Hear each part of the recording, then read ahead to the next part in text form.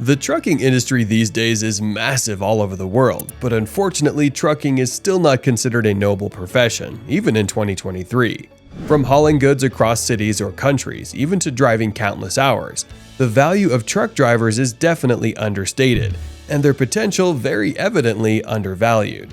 Granted, they can annoy us sometimes as they lurch past us in their massive trucks while we're in our little cars. But when you consider how overworked and underpaid they are, your heart will probably melt as much as mine did. After all, who'd get all that freight across town if it wasn't for them? And what's harrowing is that things keep getting worse and worse in this industry as time goes by. With the COVID-19 monster unleashed on the world and a technology surge in the logistics industry, jobs are becoming less lucrative for many involved in this business, especially the working class of truck drivers. So, in this video, we'll delve deeper into the factors that are making truck driving a terrible prospect for anyone taking this job in the future. And hopefully, as we discuss, we might come across a solution to these problems. So, let's get right to it. Health problems. Although there are about 3 million truckers hauling goods across the US today, did you know that many of them cannot access good health care?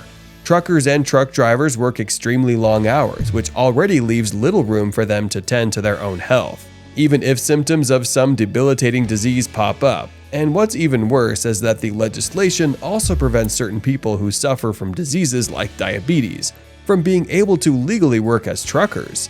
Although there are changes to these laws to allow people with diabetes to take some insulin while they're on the road, it's still jarring to believe that this law is in place in the first place, considering when you combine a bad diet with long drives, the only answer that comes out is high chances of diabetes.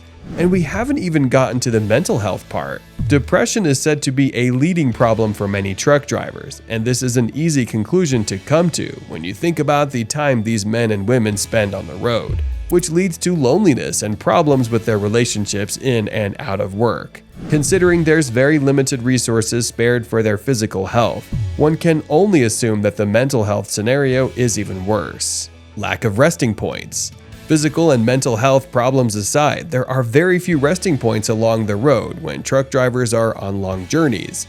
This is why you'd find that many of these semi-trucks come with sleeping space and accommodation within their cabs. While that's at least something, truckers still need comfortable spots to stretch their legs and get comfortable after a long 12-hour drive. And with many states in the US taking steps to reduce the amounts of trucker rest stops, truckers have no option but to sleep in empty parking lots or parking along the interstates for a place to rest their heads. Such lack of accommodation for these truckers is no doubt one of the main reasons for the continuous drop in truckers as the years go on. Just in 2022, there is an estimated deficit of 80,000 or more in truck drivers, and it won't be a surprise if I tell you that this figure is set to double towards the end of the decade. Who knows how many more have quit just since 2023 has started. Minimum rewards for maximum efforts. Finally, not to be sarcastic, but truckers aren't necessarily earning six figures. Sure, you hear about some of these truckers working with big outlet stores like Walmart, who make more than $100,000 per year. But this is not as normal as you might think. You're more likely to hear that these truckers barely make more than $50,000 in a year despite all those long hours that they put in. And to be honest, it's a bit crazy to hear that they aren't asking for much after working 14-hour shifts with only 10 hours to recuperate before the next gig. Even though legislation has unsuccessfully tried to tackle this issue, to top it off, drivers rarely have more than one day off, and as you can imagine, this increases the chances of a driver getting sick, such as those we mentioned earlier in this video. Not only that, truck drivers account for 12% of all deaths at work, and considering the number of industries out there, that's a huge number for just one. With such low pay and so many working hours, it's clear that the fall in the number of truckers in the nation is no shock. So the more you look into it, all you find is depressing tales of truckers who are either plagued by health issues or the lack of money to provide for their family. And with less and less facilities for these thankless workers, the situation is worsening by the minute.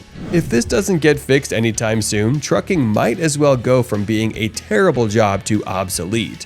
Fingers crossed that a solution would be found soon. Well, that's a wrap for this video. Let us know your thoughts in the comments below. Also, be sure to subscribe and hit the bell icon to never miss any of our future updates. Till then, goodbye.